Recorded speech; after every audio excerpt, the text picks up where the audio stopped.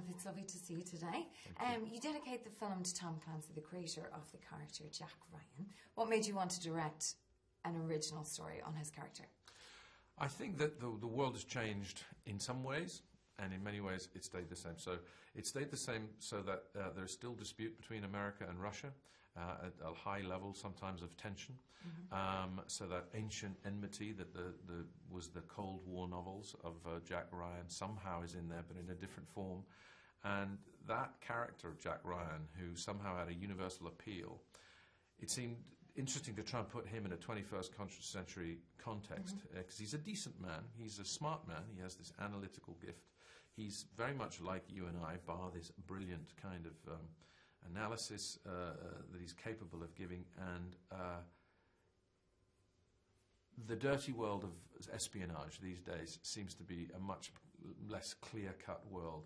Whether you should ever work for the CIA, how many secrets are too many secrets, should it all be open-handed? What are WikiLeaks and the Edward Snowden of it all tell us about the way we live our lives? Can Jack Ryan live an honourable life in the middle of all that? Because you've got to lie to your partner, you've got to lie to your workmates. And so we get to be in that kind of territory, the new problem for a new spy, but still that same good man.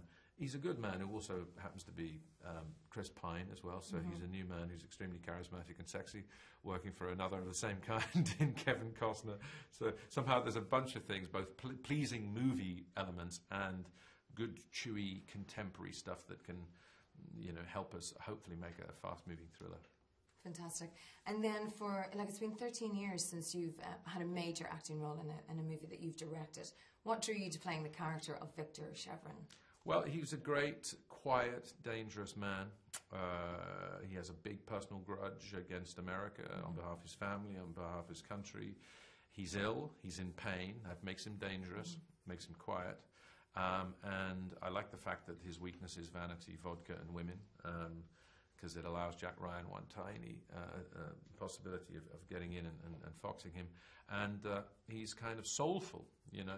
We see the danger of a man who believes, the danger of someone who loves his country sufficiently to do something potentially so appalling. So he becomes, which is necessary for a Jack Ryan film, you've got to have that antagonist who is, you know, kind of powerful. The Russians are smart and brilliant and soulful people who produce extraordinary individuals, and so we tried to create one of those. The accent is brilliant as well, I have to say. Because he's not the worst villain in the world, but you're still living in fear watching him on screen. It's like he just draws you in. Yeah, he was a scary guy, an interesting one to play. Less is more in all cases. And I came across a few of those guys in real life. And yes, they're very economic with what they say, and they make you a little nervous. Yeah. This always kind of interests me as a director when you take on the part of playing a character. Are you do you cast yourself, or does the casting director cast you? Well, I started directing this, and Chris Pine in the studio had said, you should think about playing that other part. And it wasn't until Kevin Costner came along, and then Keira Knightley, and the sort of chemical dynamics of that central quartet became clear, and the part of Victor Chevron was on the page more, that I felt, yes, I could do it, and that I'd like to do it, and I would have fun doing it, and that it was sufficiently scaled so that I could do it and not let myself down or let the others down by being sort of overburdened. That means a ton of preparation and lots of sleep. Okay.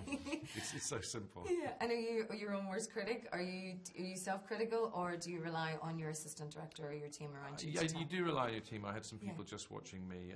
I don't get sort of, you know, kind of daftly masochistic. I mean, you just get pragmatic about it, because I've been doing it for so long.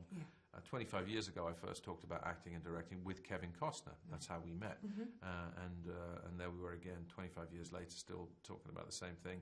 Yeah, I'm so past, oh, you got a lump here, you got a lump there, oh, you know, very much lips, blah, you know, all this stuff. It's like, you know, people look different, and, you know, it's, so the vanity thing you get past, and then it's about whether you can be real or not.